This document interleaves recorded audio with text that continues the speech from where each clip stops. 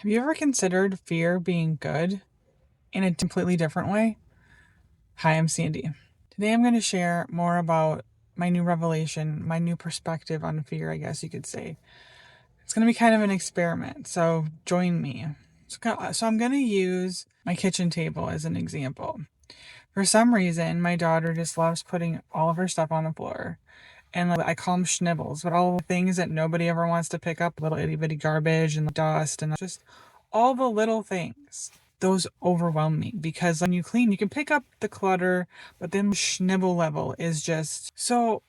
Sometimes that makes me frustrated, and then I start telling myself a story about cleaning, or if she doesn't want to listen, or whatever, all those things. Even though those things can be true, there's still, I don't know if there's fear in that. Like, there's some underlying fear. There's just been this underlying thing, fear of somebody coming. I don't know what that, but for some reason, fear resonates with that. And then this morning, I was looking at the toilet, and the toilet's just gross. And normally I'd be like, oh, I gotta do that later. I'm just like, what is this resistance? What is this thing? Nobody's coming over to my house because my house is a mess, so I won't let anybody over. So for some reason, fear resonates with that. If you can relate to that, or if different things, if you something pops up and you're like, what is this? See what it is. It might not be fear, but lately it's been fear. And I am looking at fear differently. I was watching this Teal Swan thing, and she was talking about empaths. And she was talking about how empaths, it is a coping mechanism that we've just trained ourselves to scan for danger, which ultimately sometimes comes across as negative.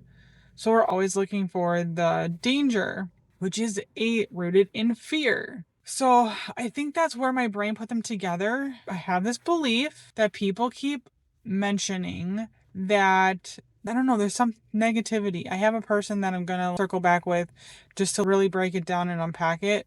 If you want to hear more about the type unpacking below, I feel like a super positive light worker. If you Google light worker, it feels so much like that resonates with my soul.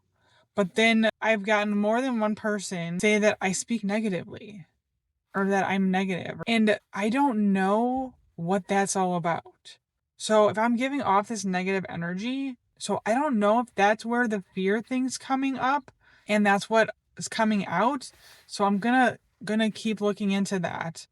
So back to the Teal Swan thing. I wanted to make sure the very last snippet that she said had something to do with that we can use that ability to search for good.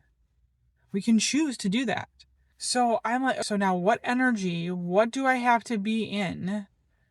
What am I looking for? Like, what next step? What mile marker? I'm all about mile markers. If you want to hear my theory on or my mindset about mile markers, type in mile marker below and I'll make a video on that. But I want to wrap up this one on fear. So I am excited to sit in that empathic space and choose to look for good. I want to retrain that to a degree. It's always good to have safety alarms, but I want to retrain that. I want to use that fear. I want to use that feeling of fear in a different way. I want to use it. Is this a situation that I'm actually in danger? Or am I using this as a coping mechanism right now that it no longer serves me? And if it's that case, what beauty, what positive energy can I take away from this moment instead? If you want to hear more about my journey through this new fear experiment, type in fear journey. If you want to watch more experimental videos, click here. If you want to watch other videos, click over here. Bye.